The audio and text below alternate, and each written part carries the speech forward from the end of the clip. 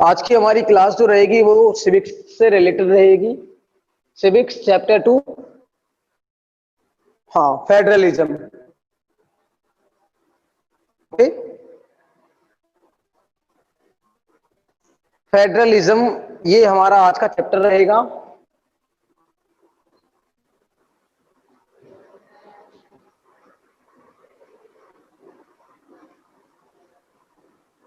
चलिए,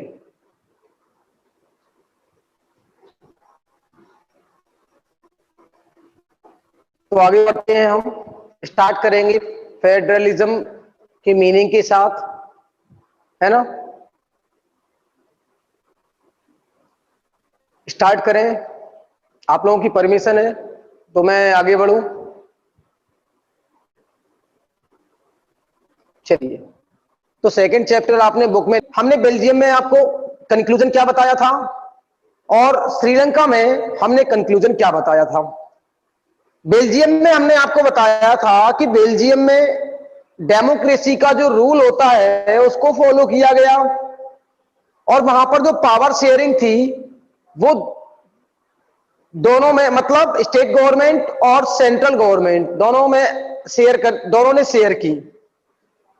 जबकि श्रीलंका में क्या हुआ था, श्रीलंका में जो सिन्हाला थे उन लोगों ने अपना डोमिनेंस स्टेब्लिश किया था, जिसकी वजह से वहां पर हजारों लोग मारे गए थे।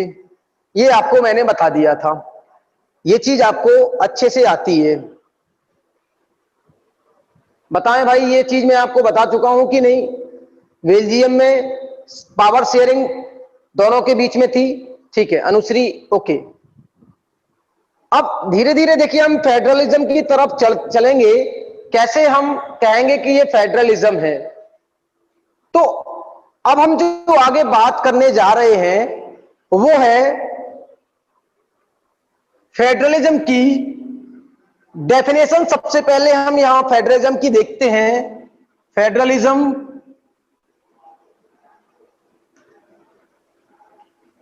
इज अ सिस्टम, आप लोग भी नोट करते जाएं तो बेहतर रहेगा। Is the system of government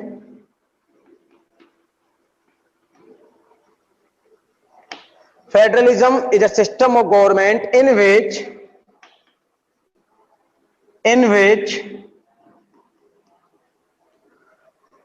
the power is divided between the powers is divided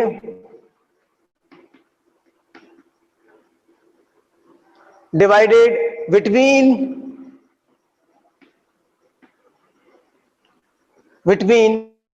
central authority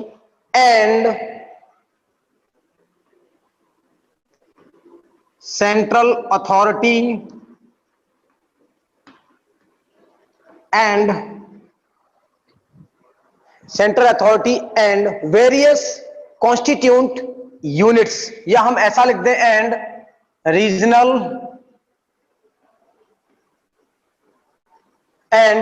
regional units of the country.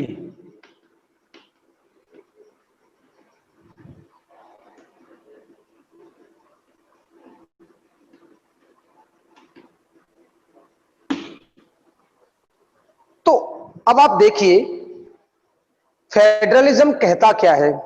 ये चीज हमने बेल्जियम में अच्छे से देख ली। क्या कह रहा है, federalism is a system of government in which the power is divided between central authority and regional units of the country। क्या मतलब है इसका, बता दे रहा हूं मैं।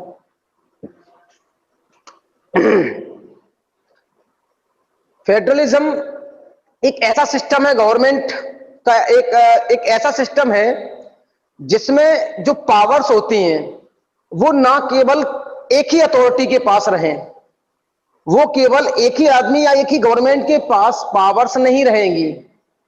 पावर्स सभी के लिए बराबर बराबर बांट दी जाएंगी। इसका मतलब है कि जो और दूसरे जो यूनिट्स हैं जो हमारी कंट्री के कॉन्स्टिट्यूशन में और भी दूसरे यूनिट्स हैं, और दूसरे यूनिट्स का मतलब देखो, एक तो हो गया हमारा सेंट्रल गवर्नमेंट, फिर उसके सब यूनिट्स कौन कौन से हो गए हैं, स्टेट, रीजनल, स्टेट के बाद लोकल। लोकल में आप लोगों ने, हमने अब आपको बता दिया था ग्राम पंचायत, नगर पंचायत, ये सारी चीजें हमने आपको बता दी थी। ठीक है, अब इन सब में पावर को क्या करना है, बांटना, ये आपका फेडरलिज्म में आता है। ठीक है, तो ये चीज आप, अब इसको हम एक चीज और कह सकते हैं, इसमें हम एक चीज और कह सकते हैं, shifting of power, shifting of powers from central government, from central government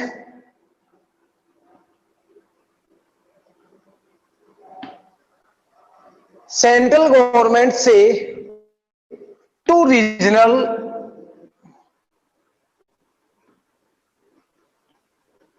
government. अब आप देख सकते हैं जो पावर्स हैं उनको शिफ्ट कर देना, किस पर, जो सेंट्रल गवर्नमेंट है वो कुछ पावर्स को, अपनी जो कुछ पावर है वो किसको दे देगी, रीजनल गवर्नमेंट को। तो हम ये भी कह सकते हैं फेडरलिज्म में। ठीक है, ये चीज आपको समझ में आ गई होगी। ठीक है, अब ये चीज समझ में आ गई हो तो हमें जल्दी से कंफर्म बता दें, हम आगे बढ़े, हम आगे बढ़े, इसको इरेज कर दें, इसको हम इरेज कर दें, इरेज कर दें क्या, कि आप लोगों को स्क्रीनशॉट लेना है। देखिए यही मेरे नोट्स हैं, मेरा नोट्स यही है, मैं पूरा का पूरा बुक का ही पढ़ाता हूं, ध्यान रखना, बस बुक कभी लेता नहीं हूं, बुक में से पढ़ लेता हूं, बुक को लेता नहीं हूं, बुक में से पढ़ के आपको पढ़ा देता हूं। ठीक है, ये चीज क्लियर है, बुक में ये सारी चीजें लिखी हैं। चलिए, ओके, सिद्धांत,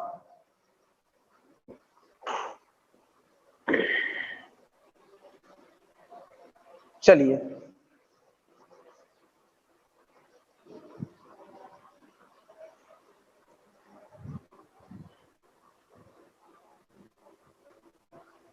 अब अब हम यहां पर देखिए एक बात करें, फेडरल, यहां पर एक चीज देखें हम, फेडरल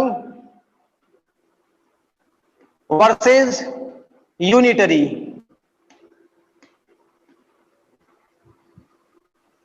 फेडरल वर्सेस यूनिटरी, इसका मतलब देखिए, इसका मतलब है कि जो फेडरल है, फेडरल का मतलब पावर जो है वो सेंट्रल गवर्नमेंट और स्टेट गवर्नमेंट को दोनों में बटी हुई है, और भी जो लोकल यूनिट्स हैं उनमें बटी हुई हैं सारी की सारी पावर्स।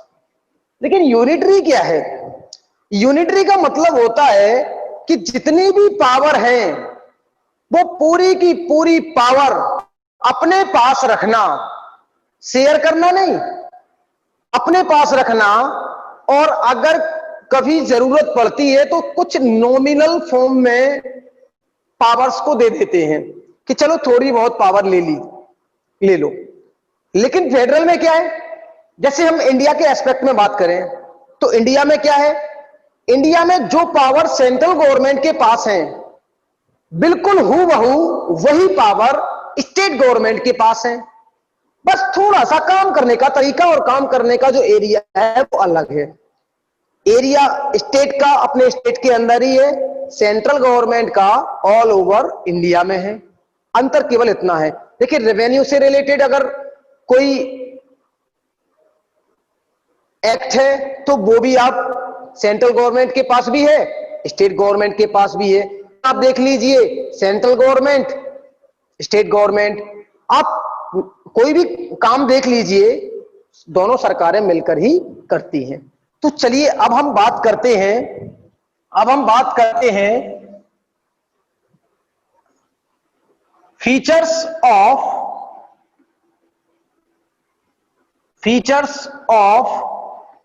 फेडरलिज्म।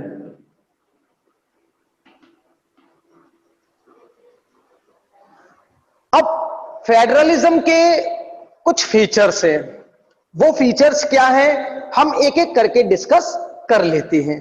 ठीक है, बहुत ही अच्छे फीचर्स हैं। आपको एग्जाम में क्वेश्चन आता है, what are the features of federalism. Federalism के कौन कौन से फीचर्स हैं। चलिए सबसे पहला हम बात करें,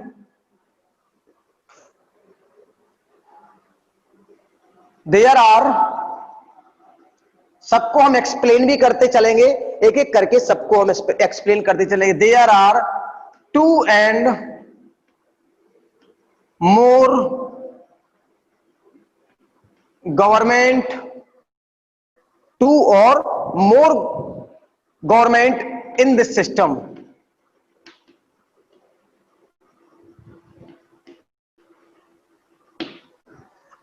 इस सिस्टम में क्या है, दो या दो से ज्यादा सरकारें रहती हैं। ठीक है, मतलब जो गवर्नमेंट के जो लेवल हैं वो 2 हो सकते हैं और 2 से ज्यादा हो सकते हैं, एक सिंगल लेवल नहीं है। हमारे यहां जिस तरह से है ना, central government, state government, local government, तो ये एक फेडरलिज्म का एग्जांपल है। ठीक है, तो क्या हो सकती हैं, 2 लेवल हो सकते हैं किसी भी गवर्नमेंट के, या 2 से ज्यादा भी हो सकते हैं। दूसरा, अब जो दूसरा है वो है डिफरेंट लेवल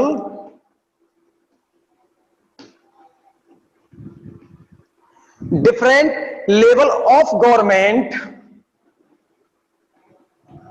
शॉर्ट में ये गवर्नमेंट लिखा हुआ है। ठीक है, govern, different level of government govern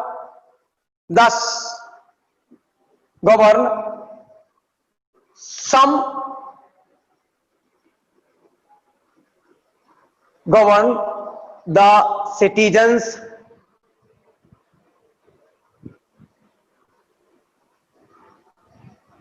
governs the citizens। अब आप देखिए, एक चीज ध्यान रखो, इसका मतलब क्या है, different level of government govern the citizens. इसका मतलब है कि जितने भी सिटीजन्स हैं, ठीक है, उन सारे के सारे सिटीजन, जैसे मैं हूं, सपोज करूं अब मैं इंडिया में हूं, मैं यूपी में हूं। अब यूपी में तो हूं, लेकिन हम यूपी के भी मेंबर हैं और स्टेट गवर्नमेंट के भी मेंबर हैं। ये भी आप यूपी का, एमपी का भी मैं कैंडिडेट हूं। अब सपोज करो कि मुझे अमेरिका जाना है, तो अमेरिका जब जाना है, यहां पर क्या लिखा, different level of government govern the citizens. जो डिफरेंट लेवल है वो सिटीजन्स पर गवर्न करते हैं, नियम बनाते हैं। अब यहां पर एक चीज और आती है, बट यहां पर एक डिफरेंस आता है, बट ईच लेवल, मैं अभी आपको पूरा वो एग्जाम्पल जो मैं बता रहा था, पूरा एग्जाम्पल अभी बता दे रहा हूं, but each level has its on jurisdiction.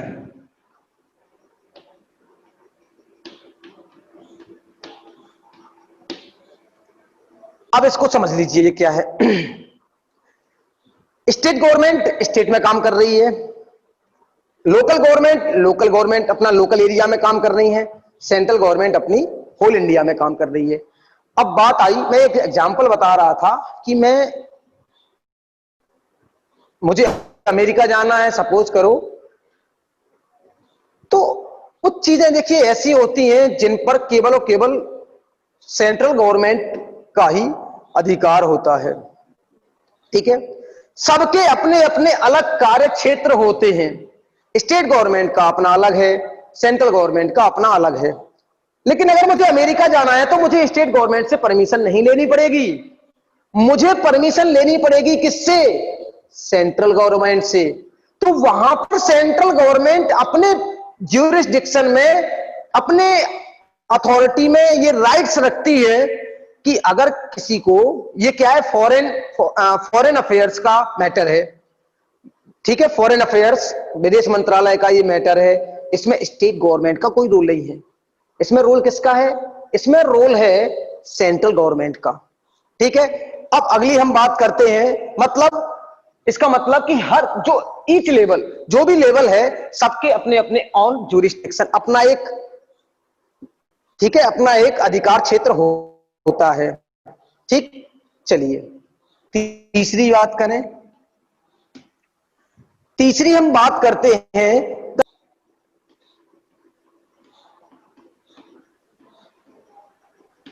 The jurisdiction of the respective levels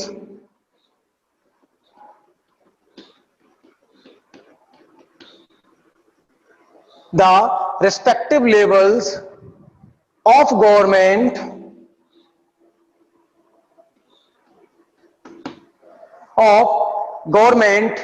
are specified। ये बुक में है, आप लोग बुक में अगर देखते जाएं तो बहुत ही अच्छा होगा। Are specified in the constitution authority, in the constitution authority, in the constitution authority. अब आप सुन लीजिए, अब आप थोड़ा सा ध्यान दीजिए, क्या लिखा था, jurisdiction of the respective levels of government are specified in the constitution authority. देखिए जिनके, मैंने क्या कहा, पावर क्या है, सबके अलग अलग बटे हुए हैं, ठीक है। अब अलग अलग जब पावर बटे हुए हैं तो यहां पर सबको पावर जो दिए गए हैं उसकी गारंटी कॉन्स्टिट्यूशन लेता है, ये ध्यान रखना भाई। कॉन्स्टिट्यूशन ने, इसके आगे भी है, आप लोग बुक में देख लेना, इसके आगे भी है, कॉन्स्टिट्यूशन इसकी गारंटी लेता है कि राज्य को जो पावर दिए गए हैं वो उससे छीने नहीं जाएंगे। ध्यान रखना, ये राज्य को जो पावर दिए गए हैं वो छीने नहीं जाएंगे, सेंट्रल गवर्नमेंट को जो पावर है वो छीने नहीं जाएंगे। तो कॉन्स्टिट्यूशन में हमारे यहां एक ये नियम है, ये एक बिल्कुल गारंटेड है कि आपको जो पावर दिए गए हैं वो कोई छीन नहीं सकता है, ये चीज है, ठीक है। तो ये चीज आपको समझ में आ गई कि नहीं, जल्दी से बता दें। कॉन्स्टिट्यूशन ने जो पावर्स दिए हुए हैं वो गारंटेड है बिल्कुल, कि आपको जो पावर दिए हैं वो, हाँ बिल्कुल, बहुत समझदार, बहुत बढ़िया। चलिए आगे हम बढ़ते हैं चौथे पॉइंट पर। इसको हम इरेज कर दें या स्क्रीनशॉट, स्क्रीनशॉट क्या लेना है, आपकी बुक में है, ठीक है, आपकी बुक में है, स्क्रीनशॉट लेने की जरूरत नहीं है, ठीक है, इरेज कर दें।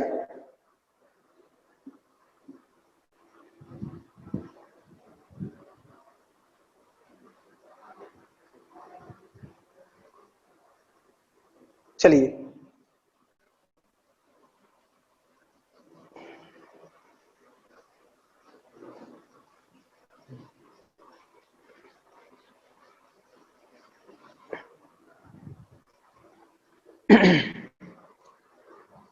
तो ठीक है, अब अगला हम पॉइंट डिस्कस करते हैं। अगला चौथा point, the fundamental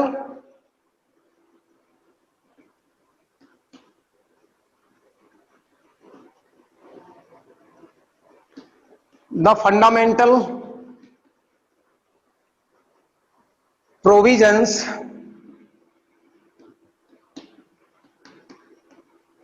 the fundamental provisions of the constitution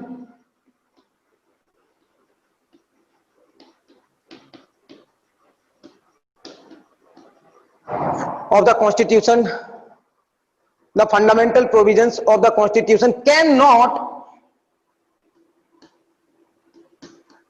changed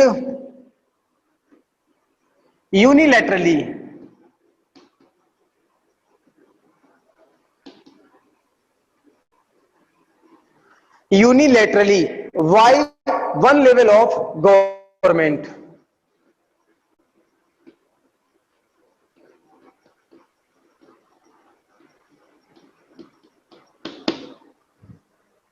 क्या है भाई ये, इसको भी हम डिस्कस कर लेते हैं।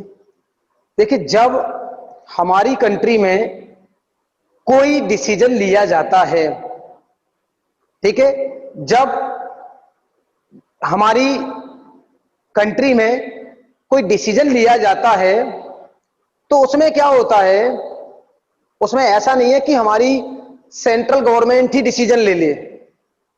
बताइए क्या लिखा, the fundamental provision of the constitution can not change unilaterally by one level of government. कोई एक लेवल, गवर्नमेंट का कोई एक लेवल डिसीजन नहीं ले सकता। डिसीजन मेकिंग पावर जो होगी वो सबको मिलकर डिसाइड करनी होगी। सब तीनों लेवल जो हैं, तीनों लेवल वो डिसाइड करेंगे, सेंट्रल, स्टेट, लोकल, तीनों लेवल जो है वो डिसाइड करेंगे कि करना क्या है। ऐसा नहीं है कि एक तरफा नहीं है। यूनिलेटरली का मतलब होता है बेटा एक तरफा। हमारे यहां एक तरफा डिसीजन नहीं लिए जाते हैं। हमारे यहां जो डिसीजन लिए जाते हैं वो सर्वसम्मति से लिए जाते हैं। आपको पता होगा सर्वसम्मति का मतलब सब लोगों की राय ली जाती है, सब लोगों का सपोर्ट होता है। ठीक है, आगे हम बात करते हैं। अगला जो पॉइंट आता है फिफ्थ वाला, अगला फिफ्थ वाला पॉइंट आता है, courts have the power, courts have the power, court के पास पावर है किसका, to interpret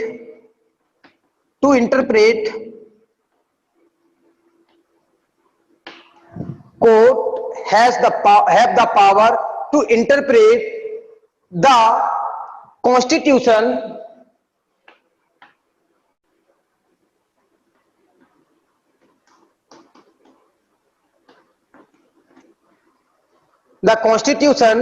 and the power of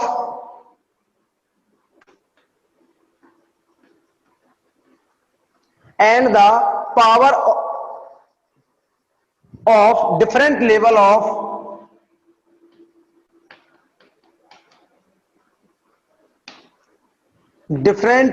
of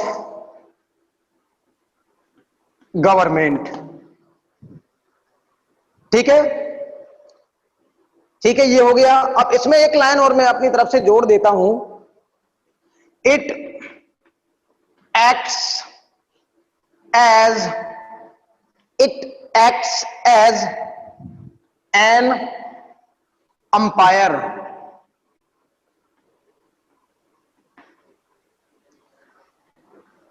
umpire, ठीक है, इफ डिस्प्यूट्स अराइजेज,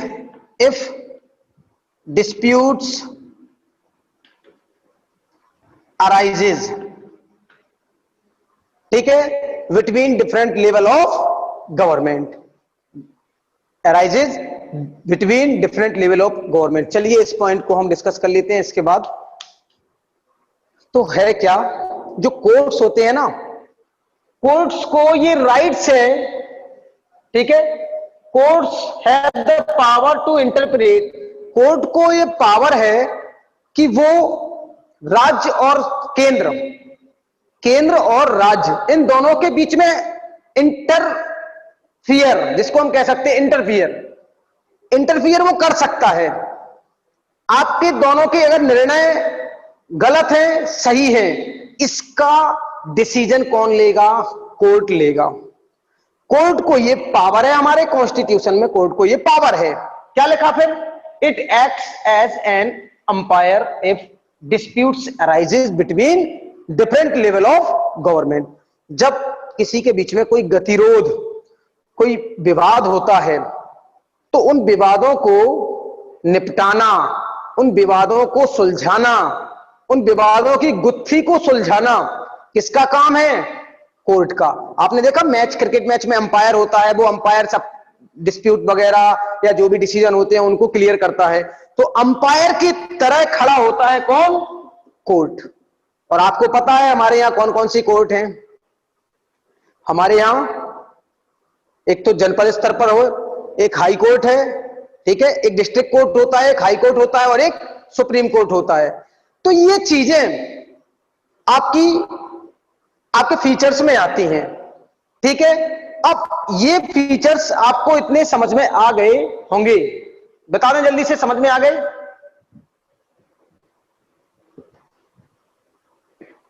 चलिए अदिति, ओके। अब एक और पॉइंट मैं अपनी तरफ से बता दूं आपको जल्दी से, 6 पॉइंट, पॉइंट 6 बुक में भी होगा, आप लोग देख लेना, मैं अपने तरफ से बता दे रहा हूं। देखिए, एक रेवेन्यू सोर्स होता है, रेवेन्यू जानते हो ना, राजस्व, जहां से पैसा आता है, क्योंकि भैया जब तक पैसा नहीं आएगा, जो रेवेन्यू सोर्स होता है, अगला जो छठवां पॉइंट है, मैं लिख नहीं रहा हूं, 5 पॉइंट तो ये हो गए, छठवां जो पॉइंट है उसमें एक रेवेन्यू का पार्ट आता है। भाई आप ये समझिए कि रेवेन्यू जब तक नहीं आएगा तब तक हम कोई बात कर ही नहीं सकते। सारी चीजें हमारे देश की टिकी हैं तो रेवेन्यू पर। अब रेवेन्यू का जो अधिकार है वो सेंट्रल के पास अलग है, स्टेट के पास अलग है, दोनों के पास अधिकार है, ठीक है। दोनों के अपने अपने स्पेसिफिक राइट्स हैं, जिससे जो हमारी फाइनेंशियल ऑटोनॉमी है, जो हमारी फाइनेंशियल मतलब आर्थिक ढांचा जो है, उससे वो बना रहता है। तो ये चीज आप लोगों ने समझ लिया, ये आप लोगों ने समझ लिया। अब देखिए, कल हम इसके डुअल ऑब्जेक्टिव पढ़ेंगे। डुअल ऑब्जेक्टिव जिसको हम कहते हैं टाइप्स ऑफ फेडरेशन, ठीक है। सॉरी एक मिनट, मैं डुअल ऑब्जेक्टिव बता देता हूं। सबसे पहला तो सेफगार्ड है, to safeguard and promote unity of country, हमारी कंट्री की यूनिटी को बनाए रखता है, ठीक है, हमारी कंट्री की यूनिटी को बचाए रखता है। नंबर 2, एट द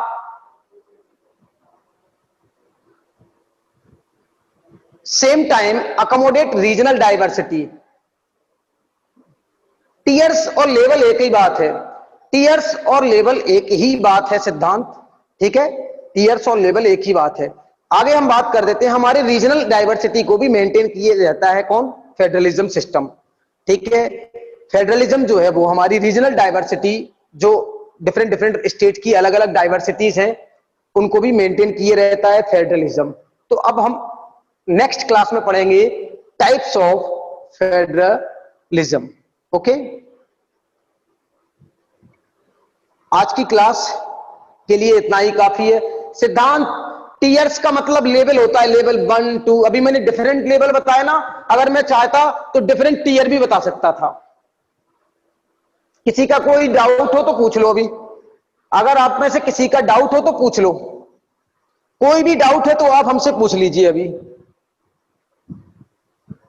नहीं तो फिर स्क्रीनशॉट ले लो इसका।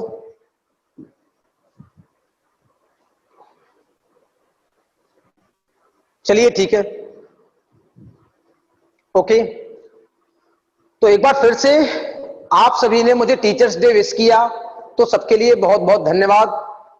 एकदम खुश हो गया मैं, है ना, जो जिस तरह से बधाइयों का एकदम से बारिश सी हो गई, ठीक है। तो सबके लिए एक बार फिर से बहुत बहुत धन्यवाद। हम मिलते हैं एक नई क्लास में परसों मंडे के दिन, एक नए सब टॉपिक के साथ, जिसका नाम है टाइप्स ऑफ फेडरेशन, ओके। तब तक के लिए सबको नमस्ते।